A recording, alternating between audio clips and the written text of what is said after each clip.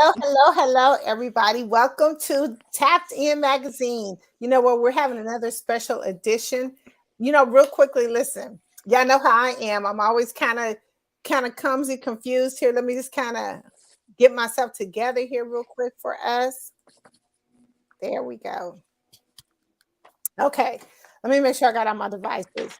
I'm sorry, Ryan. You got to give me just a second. I got these big earphones on and No worries. okay. Let me just get this together real quick here. I hope everybody's having a fantastic day today. There we go. Let me see. There we go. Okay. Okay, what's up, everybody? Look, this is your girl Tandra Price here at Tapped In Magazine, and I'm so excited today because we have a very special guest with us today. Now, a lot of you are going to know who this guest is, but I'm going to say that secret sauce and let him do his thing and kind of tell y'all who he is.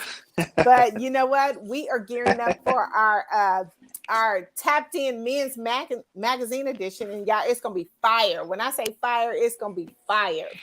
And Ryan is one of our featured cover of our magazine. And you know how we do a Tapped In Magazine. It's all about the hidden figures. We're talking about amazing entrepreneurs doing some amazing things in their community that could be of inspiration to others. And listen, we got none other than Ryan on the line with us today, up close and personal. And he's going to give us a little inside juice. So, Ryan, why don't you listen, I know who you are. And listen, I've been getting tons of response and questions in, but why don't you kind of just tell the audience a little bit about who you are? How about that? Is that okay?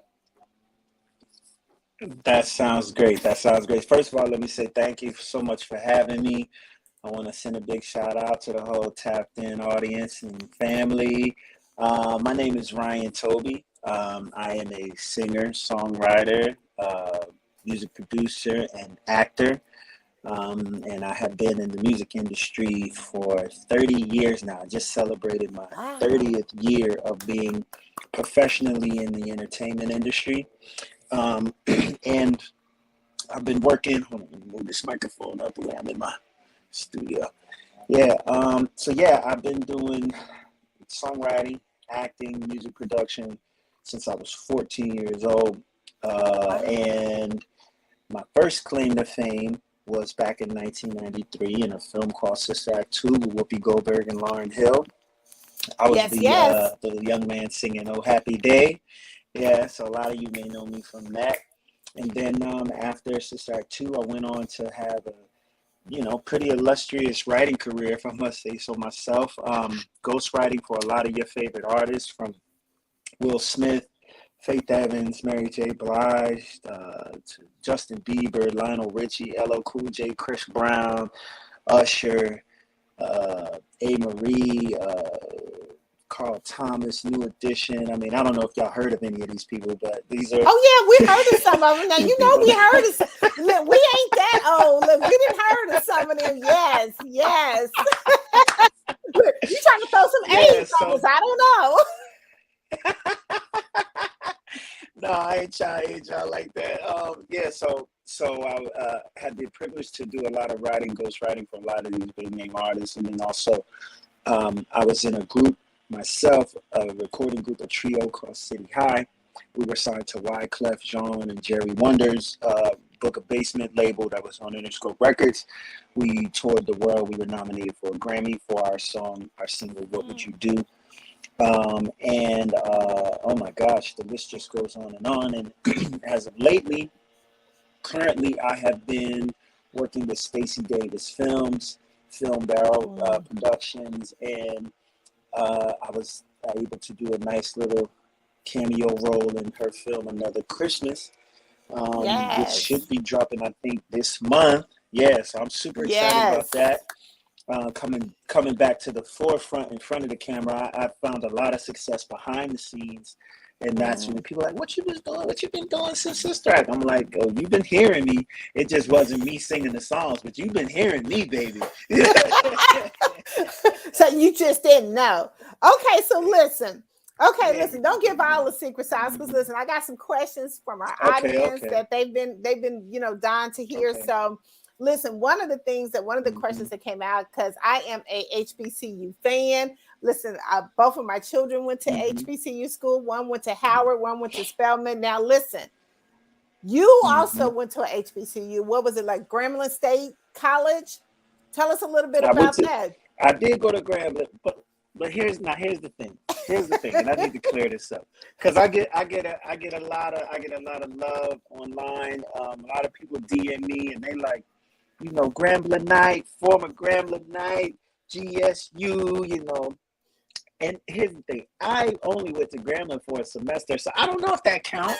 I mean, does that can I can't Yes, really yes, claim yes, that counts. HSBCU? Yes, you Is can. that how that works? Yeah, you was on. Listen, you was on the roll. Listen, even if it was just for a few days, you was on the roll. Okay, so you can claim it. Yeah, I tried. I went to college. I tried for a semester, but I quickly found that it just wasn't for me. Ironically, the whole time I was in college that first semester, some producer friends of mine who actually went on to have major Grammy Award winning success to go by the name of Dre and Vidal. They were we were all young at that time, man. They were sending me beats and tracks and stuff like, man, what are you doing? You need to leave school. You need to be working in the studio with us. And we just got signed to Jazzy Jeff, and we work in his studio, Touch of Jazz in Philly. And man, I called my parents, and I was like, I think I want to leave school. And since I had already been making money since I was 16 years old, so I paid for my own college. So they were like, "All right, you want to leave?" It wasn't really much they could say because I was paying for it.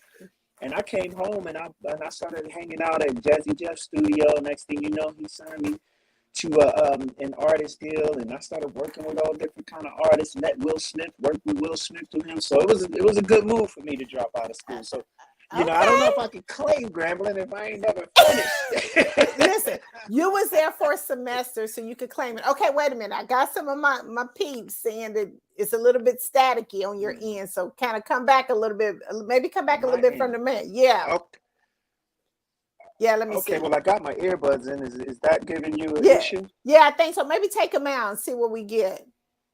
Take out Yeah? your earbuds. All right, Yeah, let's try that. because listen, they want to get some. They want to get the juice. Okay, perfect. There we go. Okay, but yes, you can still claim it because you were actually there. You got to walk the campus. I don't care. You went to one classroom or two, so you still got to claim it. So, okay, so you Okay. mentioned you and listen, for all of those who are listening, did y'all hear those keywords? He said he paid for his own college. Okay, y'all, did y'all hear that? So look, that's what us parents like to hear. You doing your own thing, you rocking it. So I guess you can make those decisions. But listen, for those who are paying for it, guess what? We still in control. Okay, I just want to say that. I Okay, know so that's now right. listen. So you said you left and went in and kind of did your own thing, start getting into the studio. So give us a little bit of info, or just tell us a little bit about your experience working with looks like Jazzy Jeff. Mm-hmm. Yeah, well, I mean, Jazzy Jeff, legend from, the legendary group Jazzy Jeff and the Fresh Prince, Will Smith's best friend. Um, it was an amazing experience. He opened his doors to us when we were very young, budding young talents from the South Jersey, Philadelphia area. We were all going down to Jazzy Jeff's studio, learning how to write, learning how to record, learning how to craft songs and proper song structure, and learning the secrets to making hit records. And I'm talking at a time where you could be working in the studio and go down the hall, and there's a young Jill Scott working in the room next door. There's a Mm. very young Floetry working down the hall. There's a very young Music Soul Child coming to the studio. Very young Glenn Lewis coming to the studio. Like, you know what I mean? We were all just kids back then, just getting our chops up and learning the craft and putting in our 10,000 hours. I mean, Carvin and Ivan, who are Grammy award winning songwriter and production team, came out of Jeff's camp. Dre and Vidal, Grammy award winning production team, came out Mm. of Jeff's camp. Like, we were just all down there cooking and learning, and I just owe Jeff such a debt of gratitude for opening his doors. That was our college. You know what I Oh, mean? That okay. was our school. That was your music Yeah, school. so it was Okay. an amazing experience. Yeah, I mean, all kinds of people were coming through there. Like I said, Will Smith, Charlie Wilson, Donnell Jones, Wow. Genuine, Tyrese. I mean, you name it. Mary J. Blige, Faith Evans. Wow. Like they was all coming down to Philly to get that sound. You know, that soul sound was cooking in Philly at the time. So, and we had it, and they was coming. You know, matter of fact, I think Chris Brown's very first recording session, like his after he got a record deal, his first recording session, he was what, 15 years old. It was his first session was with us. Oh wow. Wow. Yeah, so you Wow. know what I So you mean? Yeah, collaborate with a lot of yeah. artists. Okay, so tell us a little bit. So Hmm. the question came up, in the music career, you said you did a project, I guess, with Will Smith. I mean, was that a part of Yeah. Hmm. uh give me a little bit about that, because I didn't really say the song that you guys put together that you worked with on him, but you had a project that Yeah. you did with him. So tell us a little bit about that. Yeah, yeah. Absolutely. So at the time, it was, I think, 1997, 98.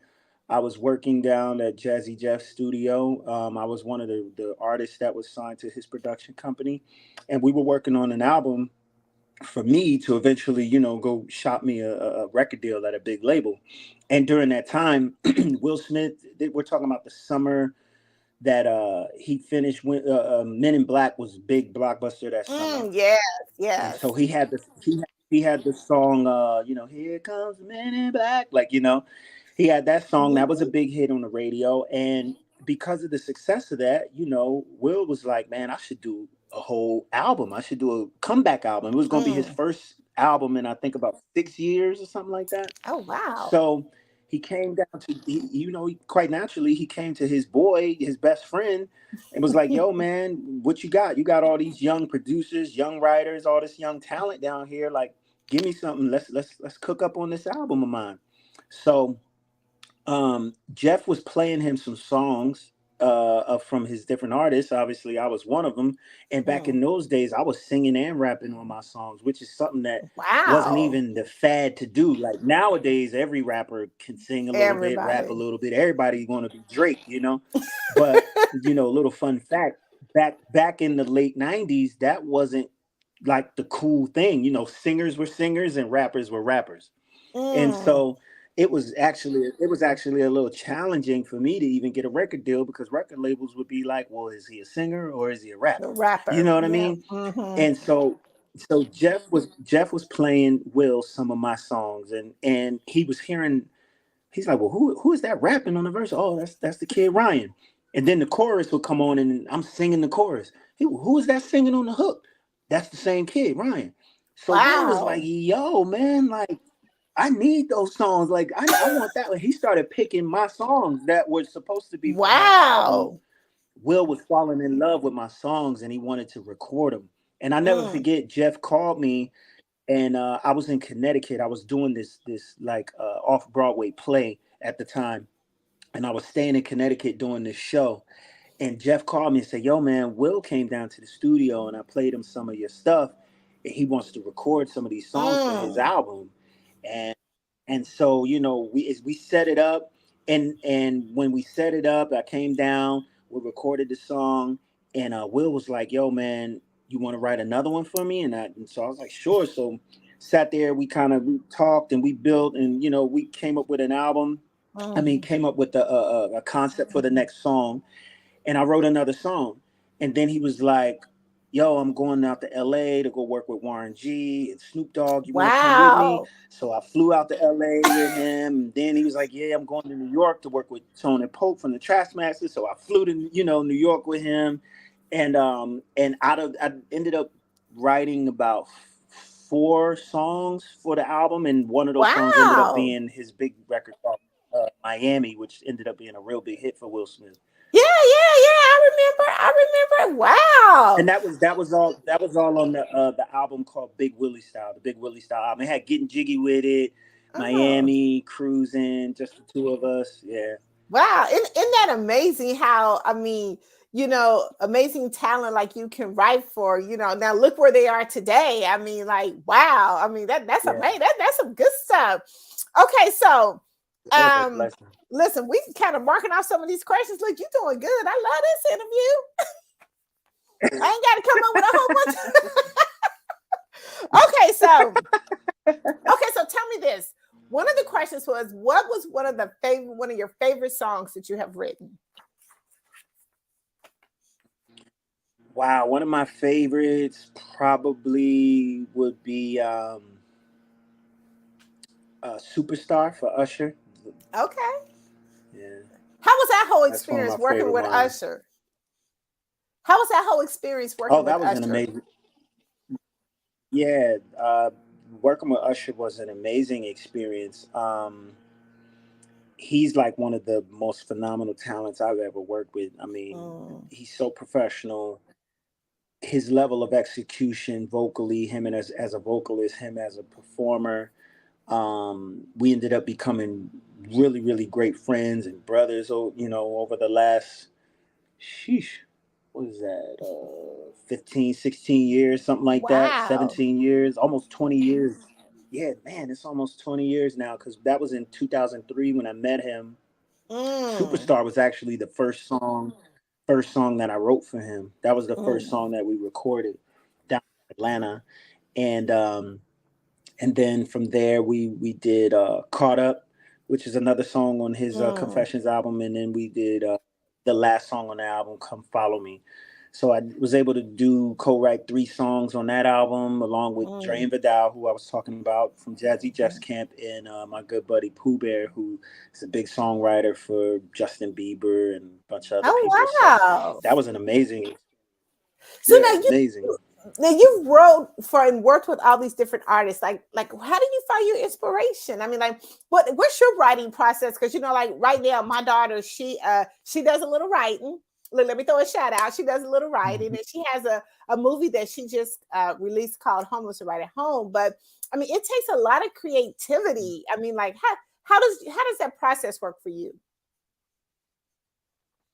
Well, I mean, you could find inspiration really anywhere. As a creative, you find you draw inspiration from real life. You draw inspiration from the world. It may not even necessarily be your personal life that you're drawing from. Sometimes it is, or sometimes it could be a story your friend told you. Your friend called you, girl, let me tell you about what so and so did. And then you're like, what? Oh my gosh, really? Oh yeah. And then that sounds like a song. You know what I mean? Or you could be watching a movie and in the movie they may say something, say a line that, there may be a line of dialogue that just sparks like, oh my gosh, that could be an amazing song, off that line. Or you could be reading a book and you just find something in the book that just sparks an idea. So it really comes from a little bit of everything. Sometimes I'll be in the grocery store, I'm standing in line and the people behind me are talking. You know what I mean? And I'm hearing the guy behind me talk, or I'm in the gym in the locker room and somebody on their phone and he's like, yeah, man. And so I told him, you know what I mean? And I'll be like, wow, that sounds like that could be a cool song, Yes. And then yes. so you can find inspiration anywhere, or just being by yourself and just being in your own thoughts, or something you could have went through personally, your own little personal experiences could spark a song. So really you draw all the creativity from just the world around you and your environment. But I'll also say this. Sometimes you'll go through stints where you ain't drawing nothing at all. That was gonna be my next question. It's like that writer's block. Do you have that kind of like, Yeah. It just kind of and my hard. best advice for that. Yeah, my best advice I always tell young creatives, if you find yourself having writer's block, write about it.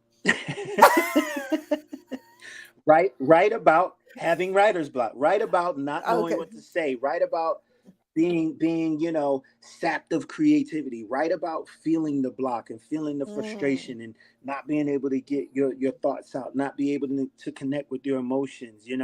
Write about the writer's block, and it'll get you back in. It kind of gets you got like, listen, I'm sitting here today, I'm just bored, I ain't got nothing to do, kind of something like that. Exactly.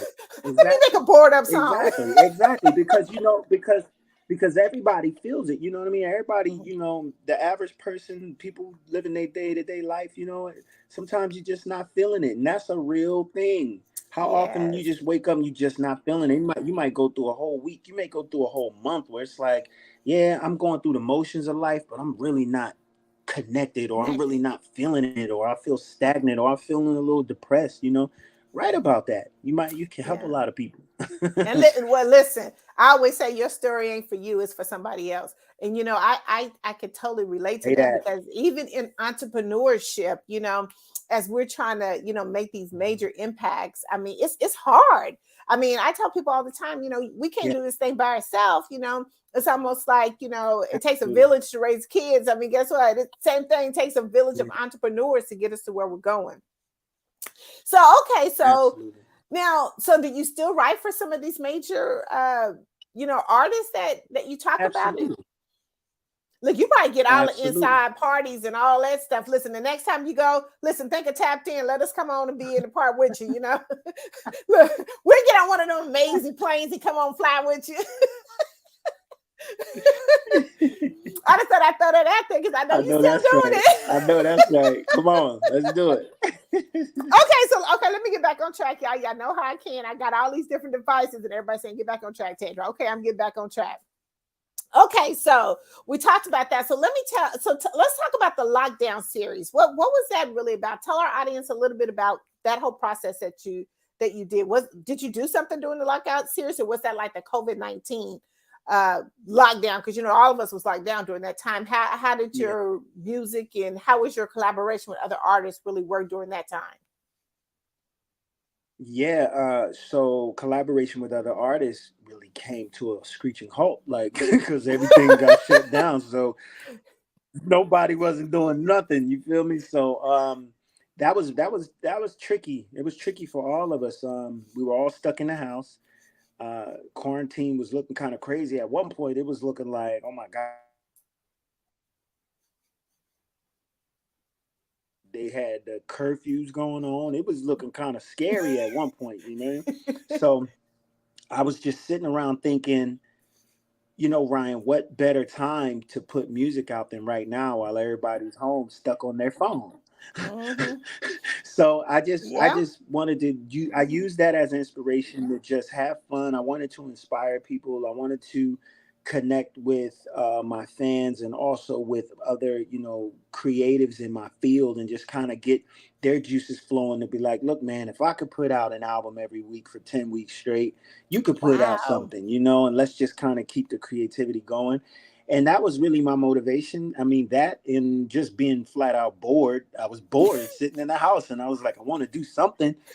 So I just started releasing music, creating music, going into my archives and hard drives of like songs I had just sitting around, and I was dusting them off and brushing them off and freshening them up, and Yes. just kind of curating these little short little 7, 8 song albums. And I just would put them out every Friday. And I did it. I did one, and then I was like, you know what? How cool would it be to drop another one next Friday? And I did it. And then I had people calling me, texting me saying, "Oh man, I bet you can't do a third one." And then it kind of just became like a little game, and it was fun. And I did it for like 10 weeks straight. It's called Songs for the Lockdown, volumes 1 through Oh, 10. I put oh out 80 wow. records, 80 songs. Wow. Yeah, in 10 weeks. Yeah, it was really, really fun. Isn't Yeah. And then isn't that later on that amazing? year, same year, I put out songs for the season. What you Is say? isn't it kind of amazing though? I just want to say back in the day, I ain't putting no name, no label, no time or no age on nobody. But back in the day, it was so different how you had to get your music out and how you had to get in front of people. I mean, this whole new generation and how things are going now, it's just been so reinvented. I mean, like you can become a movie star overnight just off the internet. So Right, off your like phone. Off of your phone. You could shoot a movie with your phone. Literally. yes. I shot 2 videos with my iPhone. So might as well use this technology. It costs a lot. Listen, you have the world's most powerful computer in the palm of your hand. You know what I mean? So Yes. I was like, man, these kids, these kids, you know, they just they outworking us. So I'm like, man, I gotta get to work. You got to get caught up. You got to stay catch up. That's right. That is so true. I mean, I was looking at it. I mean, even in during the lockup, you know, you would see different, you know, artists kind of, you know, challenging, battling each other, and it's just amazing. I'm just like, we don't like, listen, we don't need seeing, well, yes, we do, but I'm just saying, like, we don't need all these other different television shows and station announcements because we can really do it ourselves. You know, just get your audience and boom, there you go. Okay, so listen, let me kind of, okay, y'all, I'm staying on track. Let me just kind of keep on because, you know, I can't go off. Y'all, but he pretty much answered all the questions. So now we can go into something else. Okay, so listen. Now, I know we got to talk just a little bit about Sister Act 2. Okay, we got to talk a little bit about that before we jump into the real good juice, y'all. So now tell me, how was the whole audition part of that? And how did you even get that role in Sister Act, you know? And you might want to sing just a little bit of that old happy day for us. I mean, you might just drop a little bit for our audience. I might want to sing a little bit. I mean, oh yeah, I like how you threw that in there. Well, look, you already made 10 what, a whole bunch of songs and throw just a little bit. Yeah. But how did you come about the role? And the tap in audience, y'all might want to cash at me $10 a piece. That's all I need. $10 from each one of y'all. That's all I need. You might want to do that. You know what I mean? Look, support. Listen, it's all about support, right? It is a recession. Yeah, it is a recession. That's right. Hey, but listen, here at Tapped In, you know, each one promote one. So guess what? You know, we might want to do that for real. Okay, so listen, let's get back. You might want that little might wanna is something else. You dangerous. I gotta watch you with that one. You might wanna. Oh yeah, I might. Okay, so listen, how did you get the role in Sister Act 2? How did that whole process start? Yeah, so I was I'm from a town called Willingboro, New Jersey, small town outside of Philadelphia, about 20 minutes from Philly, about an hour and a half south of New York. And growing up in my town, you know, I was just regular, you know, black kid singing in church on Sunday, you know, getting in trouble and what have you. And I was able to come across my first manager, who was a friend, a father of a good friend of mine. And I was about 14, and my little homie was like, yo, man, you should let my dad hear you sing. He was like, my dad knows some people in New York. And like back in those days, like going to New York and meeting with record labels and stuff like that, that was like what you had to do if you was trying to, you know, do anything with a little bit of talent. And so when he told me his dad had some connections in New York, you know, I was like, oh, okay, I want to meet your daddy. You know what I'm saying? So I met a brother named Marvin Thompson, and Marvin, you know, heard me sing. He thought I had something special, and he started taking me to New York, you know, obviously talked to my parents and all of that. My parents was like, well, anything to keep them out the street. You know what I mean? Yes. So Marvin started taking me to New York City. We started going to different studio sessions. We started meeting some different record label people.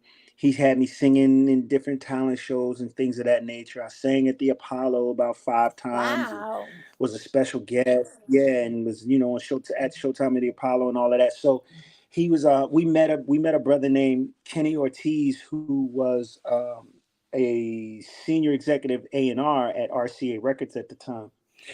And Kenny and Marvin were working closely together, along with a lady named Bobby Humphrey, who was she was a legend in the game. From she was a world-renowned jazz flautist. She played the flute.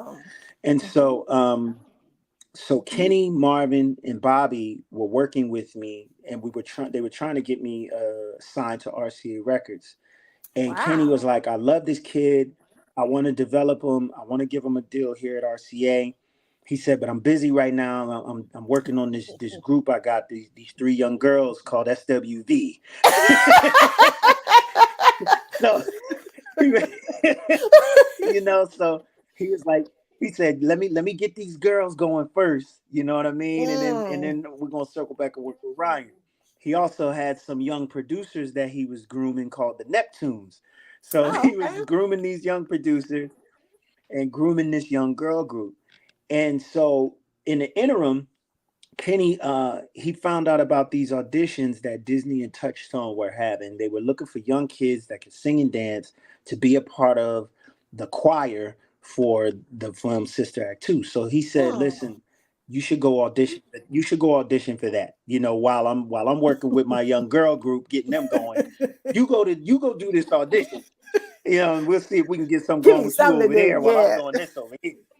Yeah, give me something to do, right?" Dude, that's right. So, so I went to the audition. Mind you, this is the first thing I ever auditioned for in my life. I never Oh. auditioned for anything, you know what I mean?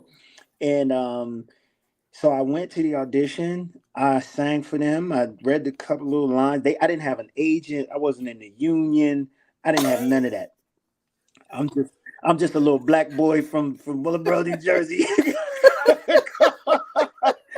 And it was crazy because at the time, all the hot kids, well-known kids of the time were auditioning for that movie too. Tatiana Ali, Tevin Oh, Campbell, wow. Tony Thompson, who was the lead singer of the group High Five. He was Mm. auditioning. So I'm thinking ain't no way they're gonna pick me. You know what I mean? But I went there and I did my little thing anyway, and I got a call back, and that second call back turned to a third call back, to a fourth, fifth. I think I must have went back about 8 times, and the last callback audition was in L.A. They flew me and Mm. my manager Marvin out to L.A. Came down to like me and this one other kid was shooting for the role, and God blessed me with the part. So it was that Yeah. there was that church tune that took you up there. You know what I'm saying? When you turned I around, guess, listen, I look, guess so. I know y'all all know what I'm talking about. When Whoopi said, "Now come on," like, and then he turns around and you sing that high pitch. That's what got you there, right? Whoopi said, "Come on now." You like, you know what? You like, okay, wait a minute. Now was that planned, or you just like, okay, let me just throw some stuff on it real quick? Was that playing in the part when you did No, that no. high tone? Yeah, everyone. It's so funny because people forget that it's a movie, okay? And everything in movies, y'all, is rehearsed. It's fake, okay? Because people will come up to me in the street and they'll say, "Why was you acting so shy when you knew you could sing? Why Sing, why you act like yes. you knew you could sing and you had Whoopi all surprised?" And I'll be like, "Honey, it was we are actors. We were acting." But no, really, when she turned around and she looked at you and you did it, you like, listen, let me just give these people something real quick. You know what I'm saying? That's kind of how it made it seem. Nah, we Oh, rehearsed. Yeah, well, that means we did a good job. you did a good job. But okay, Cause even more no, we importantly, rehearsed that scene. We rehearsed that scene for weeks. Sorry to let y'all down. In case y'all don't know how movies are made, like movies are phony. All right, Will Smith don't really chase aliens. The Rock don't really drive Fast and the Furious cars. Like it's all phony, y'all. It's called okay, acting. It's Hollywood. okay, okay. Thank you for that insight. You know, you can give losing the Yeah. imagination of my audience, but thank you for that insight. No, because you know what? I'll be in the grocery store. I promise you. I'll be in the grocery store and somebody will say, "Oh man, yeah, ain't you the guy from there?" And I'm like, "Yeah." And like I've had people like hit like, "Boy, why you was acting all shy in that movie? You knew you could sing." And then when Whoopi turned around, she ain't know, "Ooh, you surprised her." And I'll be like, "Oh my God, this person really don't know that it was a movie." But listen, but people do that. I mean, people take on the characters in the movie like seriously. They Yeah. really do, like seriously, like nah, look, I don't even like you no more. You know what I'm saying? That's how they do. Okay, so listen. They like, why Lauren Hill mother was so like, that's not her Yeah, real yeah, mother. yeah, That's what. yeah, yeah. But listen, but now she didn't got a bad name already because of what she did. Like, okay, let's put it all together. Okay, so now listen, how was it working with like Whoopi and like because you were young at that time? I mean, how was it working with such Mhm. major artists like that? I mean, look where they are today. But how Oh was man, that? it was so surreal. I mean, I keep it on. I keep it all the way 100 with you. To this day, it's still doesn't feel real. Like, I mean, Whoopi Goldberg is a legend. I mean, she's an Oscar Yeah. winner. She's the queen. Like, oh my God. And I was Yeah. young. I was 15 years old, 16 years old. My first time in Hollywood, my first time on a movie set. I didn't know what I was doing. I was learning on the fly, and it was such great Mm, teaching being around legends like that. Even our director, mm, Bill Duke, he was a legend. He's a legend in his own right. And so just being around those professionals like that, learning the game, you had to be quick. You had to, like, grow up real fast, and yes. I'm so appreciative for like some of the jewels Whoopi would drop on us, backstage and behind the scenes, and kind of just putting us up on game as far as like handling our business and how to respect yourself and make others respect you in this game, because they'll Yes. mistreat you if you let them. Yeah. Yeah. So all of those little jewels. I mean, hanging out. Whoopi even invited us all to her house one day just to have a pool party. Oh So being wow. able to just kick it with her, and she was really down to earth, but she was really about her business. She did not play. She was Mm, highly professional and expected the same mm, of you. yeah. So I learned so much from that experience that it Wow. still doesn't feel real. Yeah.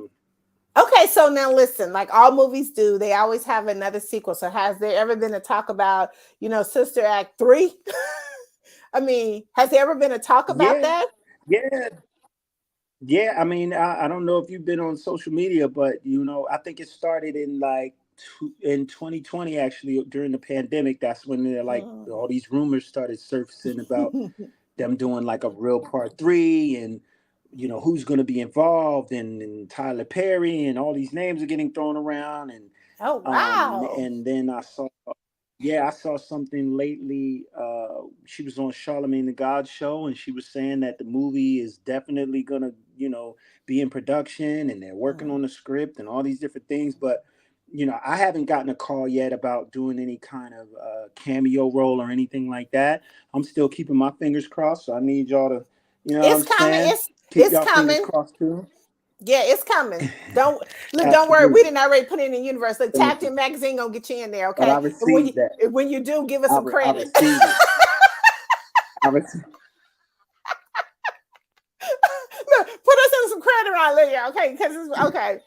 Okay, so listen. Before Listen. let me see. Let me make sure I get out my questions before we jump into. Okay, so um, you just have such a passion for music, and that's so amazing. And like I said, just the inspiration of your words and everything. Just, I mean, so do you prefer like more love songs, or like tell me kind of like what kind of songs you prefer to write?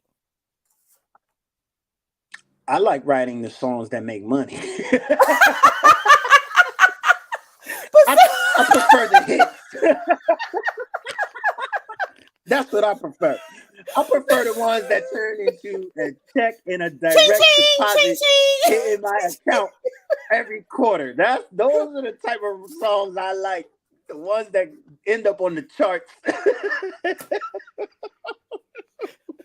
Okay. I'm gonna write those all the time. That's it. Okay, but getting back to the question, some people they prefer, more love songs, more, songs Yeah. that just, so okay. He's I like y'all. to dance personally. I like to dance. I like more rhythmic songs. I like songs that people can dance to because I like to dance. But I mean, of course, you can't deny a solid bedroom banger now. You need that. So I'm a grown man now. I'm gonna need y'all to let that little old happy day boy let him live a little bit now. I'm 46 years old, baby. You know what I'm saying? I got kids. I ain't a kid. I got kids. You feel me? So, so I like to write one of them. You know what I'm saying? Go ahead, you know what I'm saying? Turn the lights down and get it going. But I also like, all jokes aside, I like writing cool stories, songs that just reflect the culture, reflect real life. I like songs that are relatable, and songs that Mm, resonate with the public. Those are the songs that are important to me. You know what I mean? And no matter how high or low they land on the charts and how much they sell. I mean, yeah, all of that's great, Grammy Awards and accolades and things like that. But at the end of the day, if they resonate with the people, then that's all that matters. Like I wrote a song for Usher called "Tell Me" on his "Hard to Love" album, and it didn't come out as a single, but it became like a big roller skating song because it's a slow song and it's a slow beat, and people can like do this slow little groove they do on skates, and it's like viral. Like, you know what I mean? I text Usher one day. I was like, "Yo, I was at the skating rink and the DJ played it, and the Oh wow. whole rink got packed, and everybody was doing this slow little whine on their skates to the song." And it wasn't even a single. It never came out on the radio or nothing. But it's like Oh it's a big wow. song in the skating rink, so it reacted with the people. So Okay. that's important to me. Okay, y'all. So y'all heard the main thing was he liked them ching chings, okay? That he likes that ching ching, okay? We all heard that. Okay. Absolutely. Okay, so okay. Now who do you still want to like? Who haven't you worked with that you would like to work with? Beyonce and Rihanna. Okay. I would still love to get a song on Queen Bee and do something with Rihanna. They're still at the top of my list. At the top of your list. Okay, so now are we gonna be able to get to hear a little "Oh Happy Day"? I didn't know if that was still on the table. You could just drop a little tune on "Oh Happy Day" on us real quick. Oh happy day, oh happy day, when Jesus washed my sins away. La la la la la la la la la la. $10. I need $10 from every tap in listening member. Shoot it to my Cash App. DM me for my Cash App at Ryan Toby Ryan. Right? RYANTOBY. $10. I was gonna say you had to throw the Cash App in there. Okay, so listen, like I'm so super excited. You know what you got coming up. I'm gonna play just a little trailer. So if y'all give us just a minute, I'm gonna click over and play a little trailer of your new upcoming Another Christmas Movie.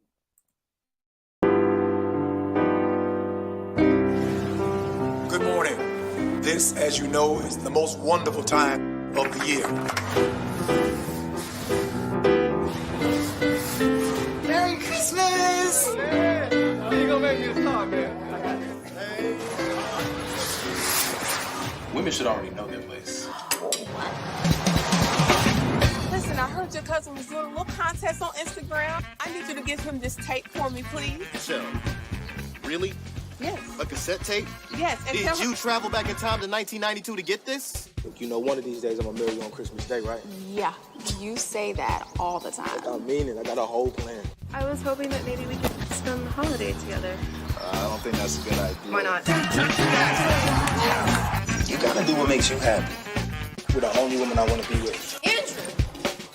Who was she? Boy, is that a ring? Maybe. What did you get from there?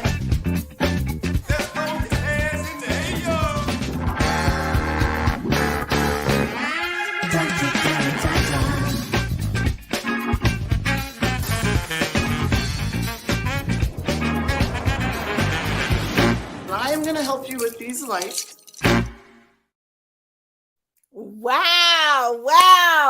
Listen, listen, this is my favorite time of the year, and I love to watch all Christmas movies. And y'all, listen, this is going to be an amazing Christmas story that you guys gotta go and download it, watch it, see it, and everything. Now, did you compose any music in this song, in this movie? No, I didn't. I just made, nice little acting appearance. You know what I mean? Y'all got to come tap into Ryan Toby's song for the lockdown to get that music. You know what I'm saying? Okay, listen, I didn't know. So I mean, that was one of the questions. Did you? Okay, so now, what do we expect to see of you in this movie? Like, what do we expect to see? Give us a little bit. Don't give us a lot. You expect to see a lot of nice warm chocolatiness. You know what I mean? That I deliver. You know what I mean? You're gonna see the smile. You're gonna see the eyes, everything that you love. Just in a grown man body. So no, I'm just playing. Nah, you're gonna. It's just a warm, great holiday black family film, the kind that we all love, Yeah. the kind we all grew up on. It's about a family in Myrtle Beach, South Carolina, that's getting together for the holidays, and families getting together for the holidays can sometimes have some curveballs and some Mm. tricky situations. Um, it's also like a nice little rom com. The character I play has a little cousin, and my little cousin is trying to get back with his college sweetheart, and I'm kind of like giving him advice and helping him to get back with his college sweetheart. And that's really all I can really say. Yeah, don't Outside stay of that, alive. it's just going to be a really, yeah, it's just a good, warm-hearted black family holiday film, and we had a lot of fun shooting it. Oh, okay. So how was it working with the cast? I mean, was it different than like, you working on the cast? Well, I'm sure it was, but I'm saying, tell us a little bit about the chemistry. Yeah. Did everybody get along good? I mean, like, how was that? Yeah. So there's a lot of new actors in the film. Stacy is a new playwright and director. So she was really fun. She was really open to our ideas. She's making her way in the game, and it just feels good to link up with somebody on the come up, you know what I mean? Because they just have a certain type of hunger. There was no egos. There was no, Yeah.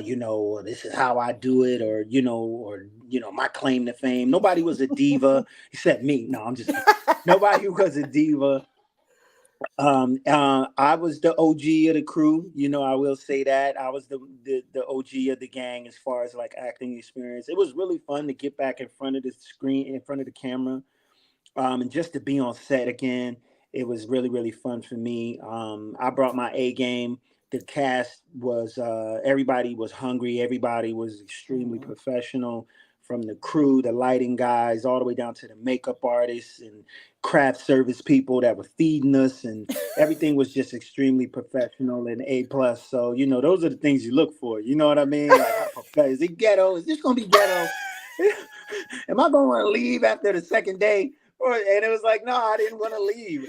I had a really great time. We were in Myrtle Beach, so we had a really great time in Myrtle Beach, South Carolina. And this is just the Yeah. beginning of what looks to be a long road of projects that I'll be working with Stacy on. So I'm excited, y'all. Another Christmas. Make sure y'all go check it out. Yes.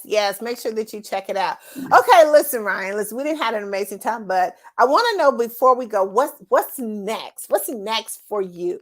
Like what you got that you can give us a little juice on, that we can support you on and be there to help you out. Tap is always want to be in the place. Yeah, absolutely.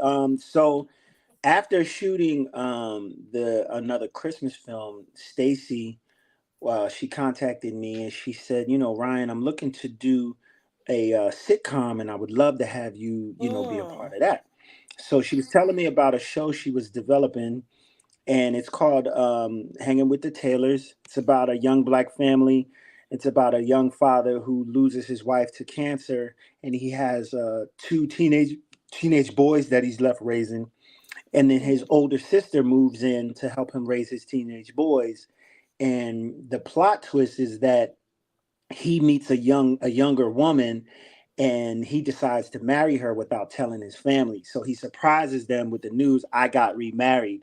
So as you can imagine, the family didn't take that too well. They like, hold on, mama just died. What are you doing? Are you going through a midlife crisis? Like, you know what I mean? And it's a funny show. We were able to shoot that. We were able to shoot like about a half a season, and we're going in to shoot the rest of the season. It's on the Impact Network. And it comes on Saturdays at 5:00 on the Impact Network. So if y'all can tap into Hanging with the Taylors on the Impact Network, I would greatly appreciate it. You're gonna have a good time. Yes, Hanging with the Taylors, Impact Network. Listen, make sure that you tune in. Now, listen, I just want to throw this out here because, like, we got some people and some producers looking to make some movies and stuff. And like, I'm bringing y'all right now, Ryan. Okay. So now I want to get just a little bit of commission off of anything that y'all book with him. Now, this point. You said that about 3 times now. You ain't slick. This little passive aggressive thing you got going. I'm calling it right out. You ain't gonna be dead-eye mind tricking me. Now listen, you might want to send me a commission. No, well, look, I don't even have to get the commission. Just give me the some writing and Tapped In magazine. Listen, I do have some. Listen, we're working with some producers right now. Listen, I'm gonna pass you over to them and see look what we can do because I mean, like you're just phenomenal, amazing.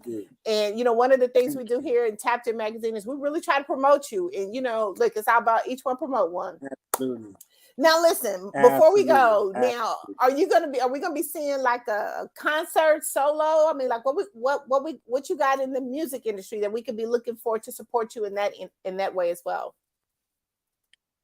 Well, right now the main focus for me is, being back in front of the camera. I ain't gonna lie, like I'm enjoying this acting time. You know what I mean? See how bright the smile is, baby.